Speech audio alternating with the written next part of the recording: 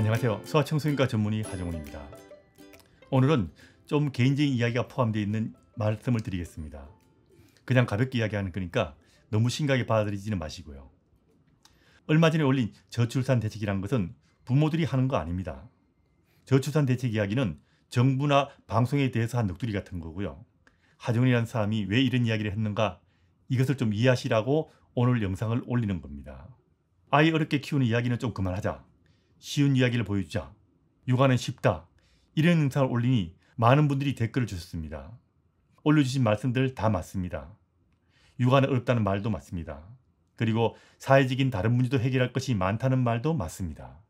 그리고 시대가 바뀌었다는 말도 정말 맞는 이야기입니다. 30년 이상 육아 상담을 주로 하고 있는 저도 당연히 그런 것 잘 알고 있습니다. 그 어려운 육아에 대해서 쉽게 키우는 육아를 보여주는 것이 중요하다라고 말하니 좀 황당하게 생각도 드실 겁니다. 마음을 불편하게 해드린 점은 죄송하게 생각합니다. 그럼에도 이런 거를 다 아는 제가 아이 쉽게 키우는 사람들 이야기를 사람들에게 보여주는 것이 중요하다라고 말하는 것도 사실 이유가 좀 있습니다. 오늘은 이런 이야기입니다. 혹시 등산해 보셨나요? 어릴 때부터 산에 다니는 사람들은 산에 다니는 것을 참 쉽게 생각합니다. 저는 어릴 때부터 평소 친척들과 친구들이 산에 대한 즐거운 이야기를 참 많이들 해줘서 산에 대한 동경이 있었습니다. 고생한 이야기도 참 즐겁게 이야기하더라고요. 다리가 안 좋아서 다른 사람 따라서 산에 다닐 수 없었던 저는 대학교 1학년이었던 79년 10월에 태어나서 산이라고는 처음 갔었는데 그 산이 설악산이었습니다. 혼자서 그 무거운 짐을 지고 텐트 치고 밥해 먹고 3일간 백담사 계곡으로 올라가서 수렴동, 봉정암, 대청봉, 휘웅각, 양폭을 거쳐서 설악동으로 내려왔더랬습니다. 요즘에는 계단이라도 있었지 예전에는 봉정암 올라가는 길과 휘웅각 내려오는 길에는 계단도 없었더랬습니다. 정말 죽으라고 생했죠. 그럼 제가 그 다음에 등산을 하지 않았을까요? 그 다음에는 지리산 종주도 했었고요. 여름에는 설악산 공룡문선을 다시 갔더랬습니다. 이때도 혼자서 갔습니다. 요즘에는 산에 길이라도 있었지 그 당시에는 한여름에 하루 종일 공룡선을 타는데 고대 등산반으로 기억하는 딱 한 팀을 만났을 정도로 아무도 다니지 않아서 길도 제대로 보이지 않았고요.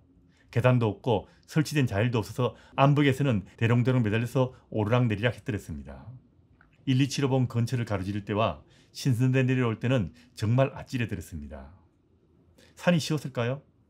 저에게는 산은 결코 쉬운 것이 아니었고요. 오히려 어려웠습니다.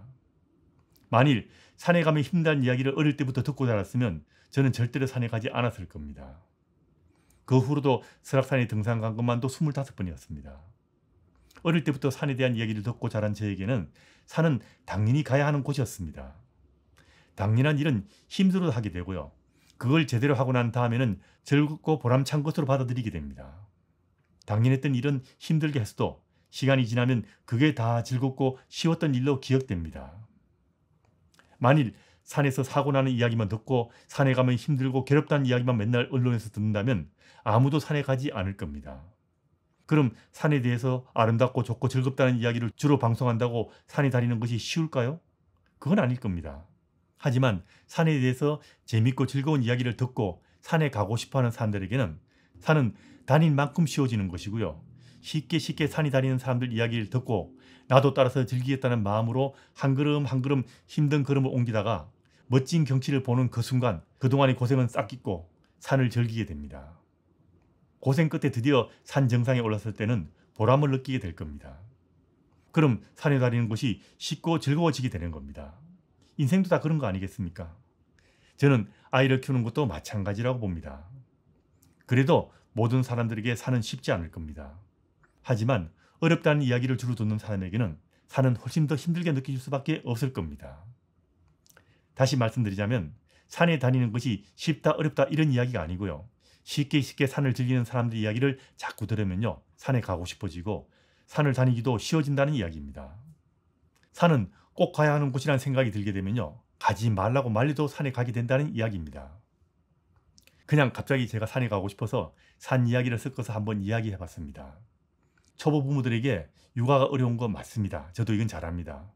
그런데 아이 쉽게 키우는 사람들을 보고 따라하시면 육아는 훨씬 더 쉬워질 거라는 이야기입니다.